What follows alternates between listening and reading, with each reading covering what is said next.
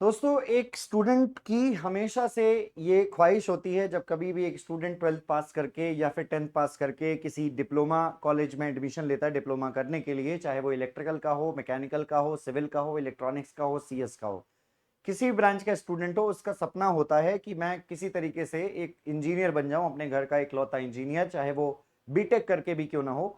तो बीटेक करके भी हर एक स्टूडेंट इंजीनियर बनना चाहता है और कुछ करना चाहता है देश के लिए। इसी प्रकार से डिप्लोमा स्टूडेंट भी कुछ ना कुछ करना ही चाहता है देश के हित के लिए। दोस्तों, एक सवाल आता है स्टूडेंट के मन में कि कैसे हम एक एस्पिरेंट से सिलेक्शन तक का सफर तय करेंगे, कैसे मैं गवर्नमेंट एग्जाम की प्रिपरेशन कर सकता हूं, क्यों जूनियर इंजीनियर ही बनना है आपको, ये भी आपको जवाब इस वीडियो में मिलेगा।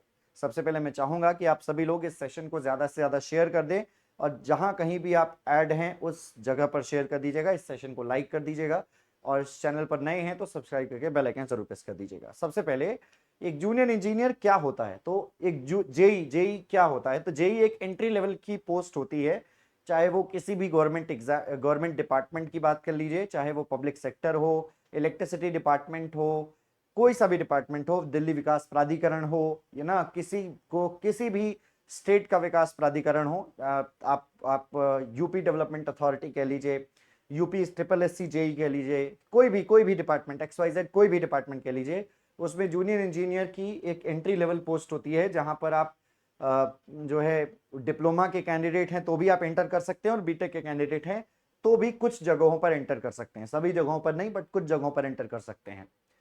तो यहां पर आप सभी लोगों को एक चाहे वो गवर्नमेंट डिपार्टमेंट कह लीजिए या प्राइवेट सेक्टर भी कह लीजिए, प्राइवेट सेक्टर में भी आप जेई की पोस्ट प्राप्त कर सकते हैं।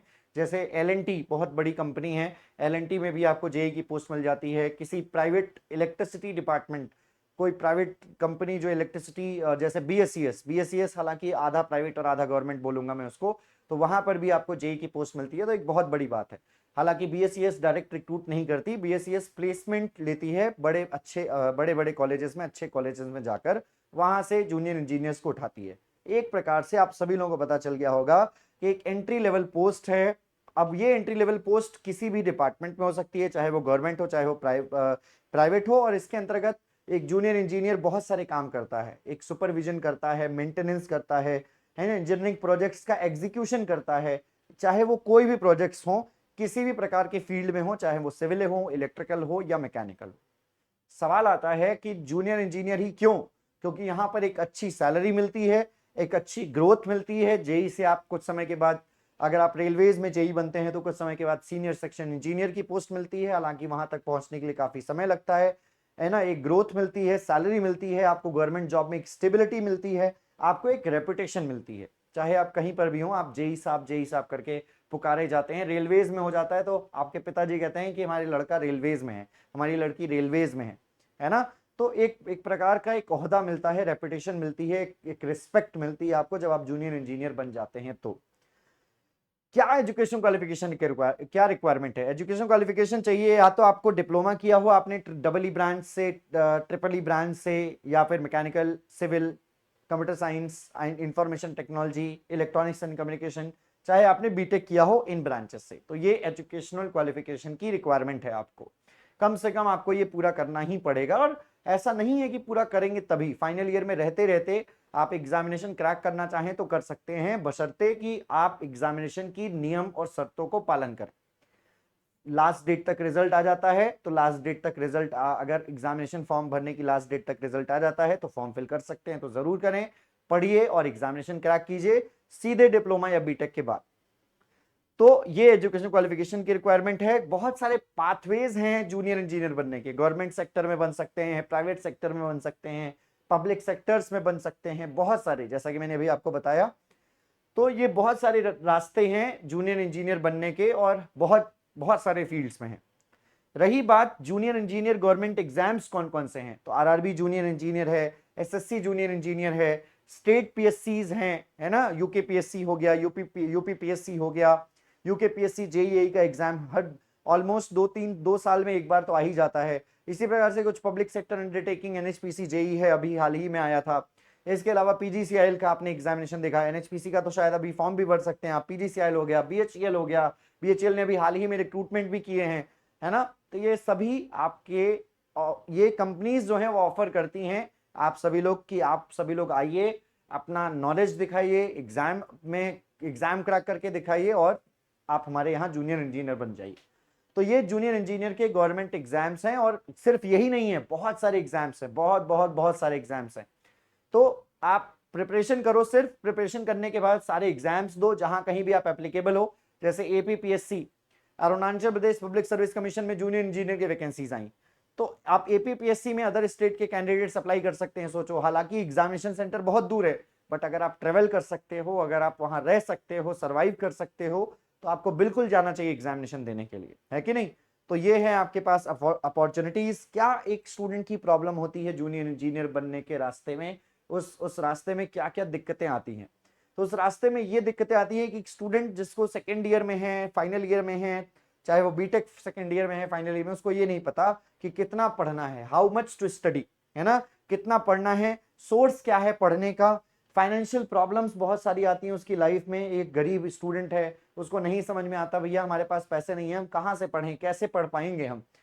पैसे की दिक्कत हर एक स्टूडेंट, ऑलमोस्ट ज्यादातर स्टूडेंट की लाइफ में जरूर आती है, फाइनेंशियल प्रॉब्लम्स आती है। और कई बार पैसे की दिक्कत अगर नहीं भी है परिवार की तरफ से, तो भी एक स्टूडेंट अगर बाहर रह रहा है या फिर घर पे भी रह रहा है, और अगर सेल्फ रिस्पेक्ट है उसके अंदर, तो अपने माता पिता से पैसे मांगने में हिचकता है, अपने खर्च के लिए पैसे मांगने में हिचकता है, किसी कोर्स को परचेज करने के लिए उसके पैसे मांगने में हिचकता है। भले ही कितने बड़े घर का क्यों ना हो, और छोटे घर के इंसान तो, या गरीब इंसान तो दिक्कत में होते ही हैं कोर्स को परचेज करने के लिए, पढ़ने के लिए। तो पैसे की दिक्कतें आती हैं, टेस्ट सीरीज नहीं पता होता कब से सॉल्व करना है, डाउट्स कहां रिजॉल्व किए जाएंगे नहीं पता होता, गाइडेंस और मोटिवेशन की कमी होती है, नहीं पता होता, रूटीन नहीं होता एक स्टूडेंट का, रूटीन नहीं फॉलो कर पाते एक स्टूडेंट, बहुत सारे अड़चने आ जाती हैं, दिमाग इधर उधर चला जाता है, बहुत सारी दिक्कतें आती है। इसके अलावा हमारे पास अवेयरनेस नहीं होती प्रिपरेशन कहाँ से की जाए, है ना, और दूसरे स्टूडेंट का क्या लेवल है, हमें अपने लेवल को वहां तक कैसे लेकर जाना है, क्या पढ़ाई करनी है, दूसरे स्टूडेंट क्या अलग करते हैं, मैं क्या अलग कर सकता हूं, ये सारी जानकारियां नहीं होती। तो ये प्रॉब्लम्स बहुत सारे स्टूडेंट फेस करते हैं। क्या है इन प्रॉब्लम्स का सोल्यूशन? तो सोल्यूशन है कि आप सभी लोग सबसे पहले किसी स्टैंडर्ड टेक्स्ट बुक्स या किसी एक फैकल्टी के प्रॉपर नोट्स फॉलो करें। जो भी, जैसे मैं इलेक्ट्रिकल इंजीनियरिंग फैकल्टी हूं, तो मैं जो नोट्स आपको बता रहा हूं वो नोट्स फॉलो कीजिए। इसके अलावा प्रीवियस ईयर क्वेश्चंस की प्रैक्टिस कीजिए। अगर आपने नोट्स, सबसे पहले जो मैं आपको पढ़ा रहा हूं, कॉन्सेप्चुअल नॉलेज दे रहा हूं किसी भी सब्जेक्ट की, प्रॉपर वो सब्जेक्ट कंप्लीट करो। बेसिक इलेक्ट्रिकल इंजीनियरिंग से लेकर, इलेक्ट्रिकल इंजीनियरिंग में पूरे 10 सब्जेक्ट हैं, सारे सब्जेक्ट अच्छे से पढ़ो। उसके बाद आप प्रीवियस ईयर पेपर्स भी, प्रीवियस ईयर क्वेश्चंस भी सॉल्व करते चले जाओ, साथ के साथ जैसे जैसे सब्जेक्ट कंप्लीट होते चले जाएं, टॉपिक वाइज क्वेश्चन सॉल्व करते चले जाओ। आपको किताब भी ऑफर की जा रही है इलेक्ट्रिकल इंजीनियरिंग की, one of the best book. मैं आप सभी लोगों को बता दूं, ये टॉपिक वाइज और सब्जेक्ट वाइज इसमें क्वेश्चंस हैं। इस किताब में सॉल्यूशन सबसे लास्ट में लिखा हुआ है, क्वेश्चन उठाओ, प्रैक्टिस करो यहां से। तो एक अच्छी किताब होनी चाहिए आपके पास, बुक होना चाहिए प्रीवियस ईयर क्वेश्चंस को सॉल्व करने के लिए, as well as online mock test का एक सही इस्तेमाल कीजिए। आप टेस्ट सीरीज परचेज कर लेते हैं, लेकिन आपको नहीं पता होता कब से टेस्ट सीरीज लगाएं, पूरा समय रह जाता है, एग्जाम आ जाता है, एग्जाम से 10 दिन पहले टेस्ट सीरीज लगाना शुरू करते हो, मुश्किल से 5-6 टेस्ट लगा पाते हो, और आपके एग्जाम आ जाता है और वो टेस्ट सीरीज धरी की धरी रह जाती है। तो ऑनलाइन टेस्ट सीरीज का, ऑनलाइन मॉक टेस्ट का सही इस्तेमाल नहीं पता होता, तभी स्टूडेंट को एग्जामिनेशन क्रैक करने में समय लगता है। जो समय शायद 1 साल 2 साल हो सकता था, उसको शायद क्रैक करने में 3 साल 4 साल 5 साल भी लग जाते हैं। तो ये एक प्रॉब्लम आती है। इसके अलावा आप जो भी नोटिफिकेशन हैं उससे अपडेटेड नहीं रहते। फॉर एग्जाम्पल, एक नोटिफिकेशन आता है जिसमें 5 सीटें हैं, आप सब ये सोच के छोड़ देते हो कि 5 सीटें हैं, मैं अप्लाई क्यों करूं। फॉर एग्जाम्पल, एक नोटिफिकेशन आता है 10 सीट्स का, आपको पता ही नहीं चलता वो नोटिफिकेशन कब आया, लास्ट डेट कब चली गई। तो आपको नोटिफिकेशन से अपडेटेड रहना होगा, ताकि आप फॉर्म भरें, अपॉर्चुनिटीज ग्रैब करें और उन अपॉर्चुनिटीज में आप सक्सेस हो पाए, है कि नहीं। तो आपको नोटिफिकेशन से अपडेटेड रहना होगा, ठीक है। तो ये सारे सॉल्यूशंस हैं। किसी भी जूनियर इंजीनियर बनने के लिए सिलेबस का कंप्लीट होना समय से पहले बहुत जरूरी है, पीवाईक्यूज प्रैक्टिस होना बहुत जरूरी है। सिलेक्शन समय लेता है, 6 महीने का समय नहीं है कि आपने प्रिपरेशन आज उठाई और कल कर ली और परसों सिलेक्शन हो गया ना। सिलेक्शन समय लेता है, प्रॉपर समय दीजिए। 1 साल का समय लगता है, 8 महीने का, कम से कम 8 महीने का तो समय लगता है। उसके बाद साल भर, 1.5 साल क्वेश्चन प्रैक्टिस करना, जनरल अवेयरनेस पढ़ना, रीजनिंग प्रैक्टिस करना, मैथ्स पढ़ना, ये सारी चीजें साथ के साथ पढ़ने में आपको समय लगता है किसी भी एग्जामिनेशन को क्रैक करने में। एमपीपीटीसीएल का एग्जाम आया, मध्य प्रदेश पावर ट्रांसमिशन का, सोचा अरे मुझे एमपी में जेई बनना है, तो उठाई कॉपी किताबें, एमपीपीटीसीएल की एग्जाम डेट आ गई, अब छटपटा रहे हैं कि अरे मैंने तो अभी तो कॉपी किताब उठाई थी, अभी तो एग्जाम डेट आ गई। ऑयल इंडिया लिमिटेड, सीधा सा उदाहरण ले सकते हैं यार, एमपीपीटीसीएल का भी हाल ही में एग्जाम डेट बीती है, 14 सितंबर को एग्जामिनेशन हुआ है। ऑयल इंडिया लिमिटेड की last date, Oil India Limited की लास्ट डेट शायद ये मैं बात करूंगा 22 सितंबर को एग्जामिनेशन था, शायद सितंबर फर्स्ट वीक में आपकी लास्ट डेट बीती है, और अगस्त के लास्ट में आपकी, हाँ सॉरी, अगस्त के लास्ट वीक में आपकी एग्जाम डेट बीती है, सॉरी नोटिफिकेशन डेट बीती है, और एग्जामिनेशन 22 सितंबर को था, समय ही नहीं मिल पाया। तो इतना लेट प्रिपरेशन शुरू करने का फायदा क्या? नोटिफिकेशन आता है तब प्रिपरेशन क्यों शुरू करना? जल्दी शुरू करो। अर्लीस्ट, जो पहले शुरू करता है वो पहले खत्म भी करता है, जो पहले शुरू करता है वो पहले खत्म भी करता है।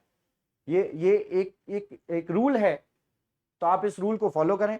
सिलेक्शन समय लेता है, लेकिन उस समय को हम कम कर सकते हैं अपनी मेहनत से, है ना। प्रॉपर कवरेज नॉन टेक का नहीं होता। एक स्टूडेंट टेक्निकल पूरा प्रिपेयर कर लिया, नॉन टेक का पता ही नहीं है कि जनरल अवेयरनेस में कितने सब्जेक्ट्स पढ़ने हैं, कितना समय देना है, नहीं पता। सब्जेक्ट वाइज टेस्ट नहीं देते, मॉक टेस्ट नहीं देते, प्रॉपर रूटीन नहीं फॉलो करते, सोशली एक्टिव नहीं रहते, कोई भी घटनाएं घटित हो रही हैं उससे सवाल एग्जामिनेशन में पूछ लिया जा रहा है, लेकिन हम पूरे तरीके से हम पढ़ने में लगे हुए हैं, हम आसपास की चीजों में दिमाग नहीं लगा रहे। हमें अपने आप को प्रॉपर एक्टिव रखना होगा, हर जगह पर एक्टिव रखना होगा, अपना दिमाग हर तरीके से एक्टिव रखना होगा। कुछ भी घटनाएं घटित हो रही हैं वो हमें पता होना चाहिए, इंटरनेशनली नेशनली क्या क्या चीजें हो रही हैं वो हमें पता होना चाहिए। तो ये सारे अगर हम अपडेटेड रहेंगे, अपने आप को रखेंगे। सोशली एक्टिव होने का ये मतलब नहीं है कि आप फेसबुक और व्हाट्सएप चलाने लग जाएं, आप इंस्टाग्राम चलाने लग जाएं। फेसबुक, व्हाट्सएप, इंस्टाग्राम से एक अच्छी नॉलेज भी हो सकती है अगर उसका सही इस्तेमाल किया जाए तो, मेरे हिसाब से।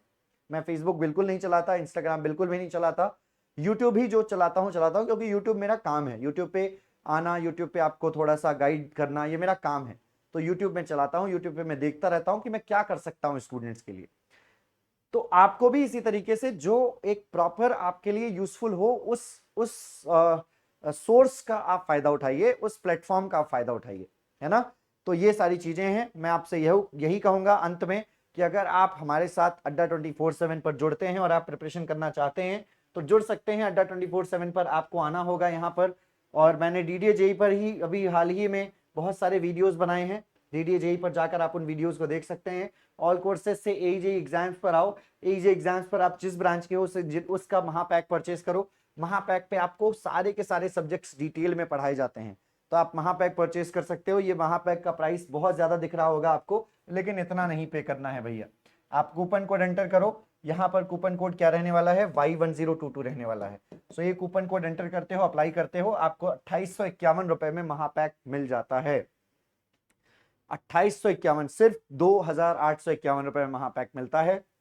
अभी ग्रैब कर लीजिए इस अपॉर्चुनिटी को, ज्वाइन नाउ, पे नाउ पर क्लिक कीजिए। और 3 सब्जेक्ट्स एक साथ पढ़ा रहा हूं, मेजरमेंट्स, नेटवर्क थ्योरी और पावर सिस्टम्स।